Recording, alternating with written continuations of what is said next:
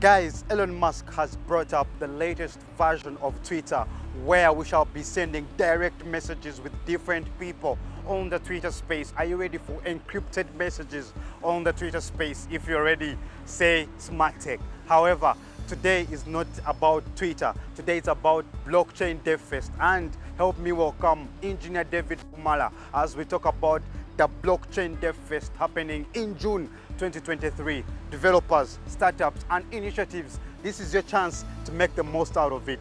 Don't miss. Join us. Thank you. One of the key features of the blockchain technology is its decentralized nature. And what do I mean by decentralized nature? It means that there is no controlling authority for the network. And I think to me this is very important. Why? Because when there is no controlling authority, that means it allows the network to be transparent. And when the network is transparent, that means they will be less prone to fraud and manipulation. Blockchain technology is a very vast topic. It entails associates like cryptocurrencies, for example, Bitcoin, and so many more applications of blockchain technology. If you're an organization or a business that wants to simplify your work in terms of record keeping, you want to simplify your work in so many other areas, blockchain technology is the best that you can use, because if you look at things like supply chain management, when you look at things like digital identification systems, all these voting systems, they all use the blockchain technology. So blockchain technology is a very, very vast topic that we are delighted to be sharing with you today. Joining me today is Mr. David Lumala, the program director of the Biofest, or the blockchain Devfest 2023, happening next month. It's a very, very big event. We are going to know so much about the event today. Mr. David, you're most welcome. Thank you so much. Thank you for joining us today. Thank you so much. I'm just going to give you 5 minutes to talk about yourself. All right. So, well, I'm David Lumala. I'm a professional software engineer, and particularly Web3 full-time. I work with so many companies remotely, majorly Green Ant Technology. Green Ant Technology is a Dutch company that has a niche of decentralizing the way carbon markets operate. You see, majorly selling or allowing fractional access to trees, such that they are co-owned partially by different entities and individuals globally, and then these entities get to gain something for each and every kilogram of carbon dioxide captured from the atmosphere by a particular tree, wherever it is. Wow. So far we are live in Thailand, we are live in Brazil, Germany, Belgium. In Africa we are operating in Zambia and Tanzania at the moment, but we are having growth plans accordingly. Then secondly, I'm a security auditor at omnisia.io. That one is a company, an auditor's company. By auditing in this regard, we mean Web3 auditing, getting to test the validity of the code before we deploy or before we go live. So we are part of the companies that are charged with the duty of making sure that this code is thoroughly tested, such that by the time it goes live, it is entirely fault-free and bug-free. Perfect. That is really good. So, ladies and gentlemen, the person we are with today is a very, very special person in terms of his profile. His profile is very profound, and I must say, I'm delighted to have you, Engineer David. So, let's dive right into it. Could you tell us a little bit about the Blockchain Devfest 2023? All right. So, Blockchain Devfest 2023 is the second edition of the same. We began last year. I think it was on July 2nd, and now we plan to have it on an annual basis, such that we gain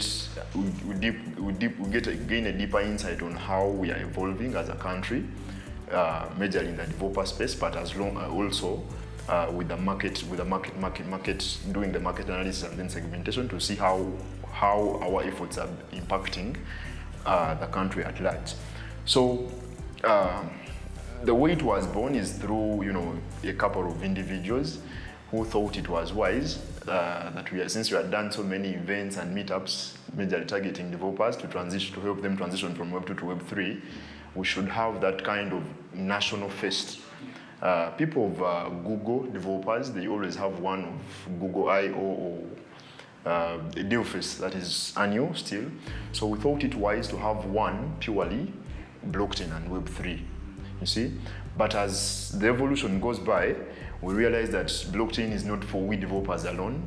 So we tend to entertain and pull in other individuals or other entities that not necessarily will develop for blockchains or build on blockchains, but they are the final consumers, or they are, in a way, they have a say in what the process of development is.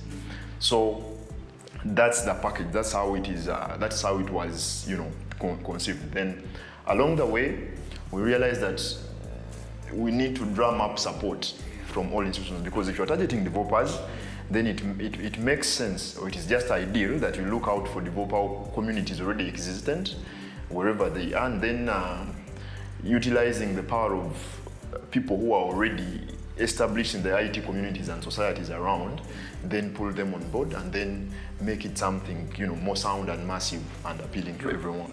You mentioned it's not going to be the first one in Uganda. That means it's going to be the second edition. Let's talk about the first edition. How did it go? What was the turn-up? What were the expected outcomes? What were the results? How did it go? All right. So the first one actually was a huge success, much beyond our expectations, because from the event profile we had put out on Eventbrite, initially we had put up 150 tickets, thinking that it is for the book. So in about 3 weeks, upon the first advertisement and then it running out for the first 2-3 weeks, we realized that 150 is a small number. Wow. So the tickets were being taken at a pace that we never expected. So we grew them larger, like we adjusted and then made it 200 just to cater for the extra 50. But then the event was sold out a month before it happened. So eventually we let it to 500 such that everyone can come. And just because not everyone who signs up will eventually attend, but to give everyone a chance to claim a ticket to attend. And then being a free event, when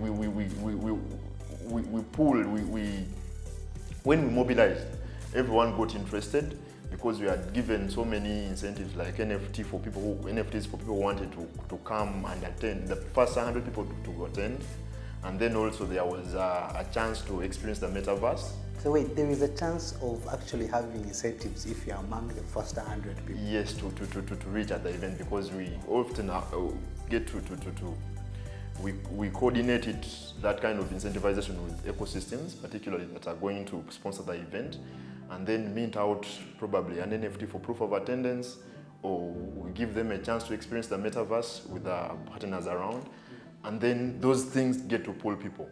Then getting on to what were our expected, what the results of that. The results were, all right. So the goals or the objectives initially had been to create more awareness that actually there is an existent blockchain community in Uganda, particularly for developers. So that one, people knew that actually there is a body for blockchain developers. So along the way, people got to realize that actually I can call David Lumala, I can call someone just to talk about blockchain development, which wasn't the case previously. Then secondly, people from that event, many companies abroad started sourcing developers from Uganda, and then also putting up initiatives to get to help Ugandan developers to cross over from Web 2 to Web 3, and then in their line of ecosystem. See, we've seen companies like Filecoin, Definity, Solana, Blockchain, Satoshi version, many setting up shop in Uganda to target developers that are in Uganda. Even this other company that I co-work with as well, for Cardano, still go to get established as a result of the Devfest. Then still on the business end now, many people have got an interest or realized that there is a need to invest in this new technology. So people have put up startups now. I know of about 3 or 5. And this time we are making it special for every startup that is Web3 based or that is building a product centered on Web3 or blockchain. We are going to give them a chance to exhibit what they have built in the past year from last Devfest, and then also try to pull and inspire other people that something can actually be done. Because if you can have 5 startups being funded and building on the blockchain by now, then it is really possible. Are those startups in Uganda? Yes, please. Perfect. That sounds fascinating. Believe me, because if you not only help people actually get funding, but you even help them grow their businesses and even network with so many other people and associates, I think that is really powerful. But I just wanted you to highlight on something small. The topics that were discussed in the first edition, are they the same topics to be discussed in the second edition, or you have something cooked much better? Of course, we've improved a lot, and you know the world of Web3 is never static. Yeah. So much can change in a day, so much can change in a minute, so much. Actually, we have a saying that there are decades where nothing happens, and then there are days when everything happens in the world of Web3. Because you can have something so you look at exchanges. They can publish proof of reserves today, clearly healthy and promising, and you get to trust the project and things like that. Then a month later, everything goes poof, and you cannot say, hey, here we were trusting FTX, we were having Poloniex, we were having, all these exchanges, Voyager, but in a matter of a second or a minute, everything goes down. So what does that mean on the kind of topics, on the kind of breakdown that we are putting up this time? Much of the content that we put out for the last Devfest will still remain relevant, and we are planning to build on that. But now there are hotter topics that are in the industry. Wow, hotter topics. You Yes. mentioned hotter topics. Yes. Wow. So much has changed. How hot are they, please? So by hot I mean, when you talk of at least for someone who has been in the blockchain space, there are things you talk of blockchain now and they cannot just miss on the list. Yeah, sure. You see? So issues around regulation have grown so hot. You see, I've had problems with this Green Ant project I've told you about. The kind of regulation battles we are fighting in Thailand are so different from the ones in the EU, with Belgium and Germany. They are so different with the ones in Latin America, with Brazil, and they are so different from those in Tanzania and So this technology, Zambia. to be implemented, it has certain regulations that must be met. Of right? course, now depending on jurisdictions in which you are going to operate, they have those rules they will impose. So, for instance, in Germany, they said you are going to tokenize the trees, and we're tokenizing the trees in Germany. But since you are capturing metadata of location, by location I mean the latitude and longitude coordinates of that tree, and maybe the farms on which they are, the details of the tree, like how old it is as it stands, the type of tree it is, how long you think you will have to maintain the NFT. That is critical data to the EU. It's not anyone's data to be harvested. You see? So they said, we expose that data only to the EU market. Therefore, nobody can buy a tree from the EU in Germany and then you own it in outside that bracket. That is one. But of course, there are reservations to those rules because they have investors and partners from other countries, but they will have to pose the restrictions because it is a condition. Then you go to Brazil over the same matter. For them, they tell you, you know what, you can own the tree from wherever you are. But now the issue of secondary trading, like on the secondary market, suppose you want to move the tree. I own the tree, but now I want to not to sell it back to the exchange, but to another person. That is a secondary trade. Now it is the Brazilian government to determine the royalty. Like what do you gain? Because the tree remains their property. So you see the issue of regulation. That is how hot it is. That's how it is. Wow. Then secondly, there is from regulation now, issues about ownership and identity on the blockchain and in the digital world. Back last year, it was an issue, but it wasn't this evident. It wasn't that in demand. So right now, so much is happening around, and people actually get to wonder, like, what happens, or what shows that what you own is actually owned by you. like that one-to-one mapping of identity, like that, correlation. So it is a critical issue that is coming up. People have been putting up so many projects and things like that. So we want to expound more. We want to dig deeper and get to understand both in the developer perspective and then what it has to mean for the general market. Is Uganda eligible? Yes. In terms of the regulations and everything. The regulation, okay, Uganda, we have, I don't want to say, but it is an immature regulatory landscape. We don't have, I don't think this, because even the regulation that is trying to grow elsewhere is growing with a trend. Just that here we've been quite reluctant, and then we are not coping up with the level of innovation and technology evolution. Then another crucial factor that wasn't so much of a hot topic back then was the issue of digital currencies, as in CBDCs. So we think this event, this conference presents the best opportunity to know more, because besides the events that we have organized now and in the past, there is no collective blockchain event, that brings everyone, that is open for everyone. Because we even make the events free. You see, we don't want to charge people because we've not charged anyone, because we feel this information must be free and it must be, we are not being capitalistic about it. We are making it open for all because there are so many people who have lost money.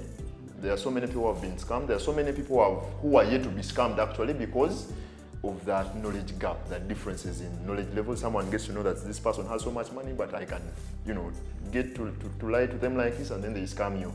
So once you get to attend these events, maybe you may not meet me as David Lumala to talk to you, but exactly you may meet find several some other developers. Yes, actually, this pops a question in my head, because we have been talking about the benefits, but this causes a question. What is the unique factor? What is the uniqueness between this blockchain Devfest of 2023 and other blockchain events that we could ever hear of? What could make that unique difference? All right. So I've partially explained that already, but let's just recap.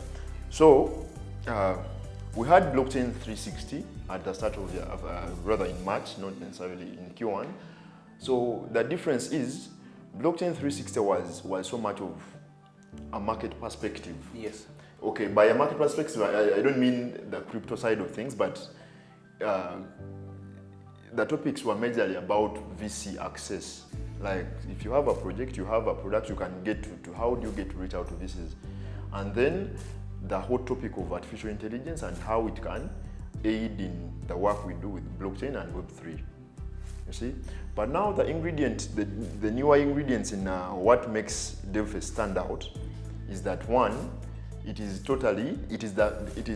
developer event first and foremost, and then brings all the industry players, because now we are bringing everyone now, regulators as well. You see, financial institutions, we are having sponsors as a particular bank as a sponsor. We are having many other players, now academicians as well are on board. Wow. So, you see, that means they're going to include universities and all that. Everyone.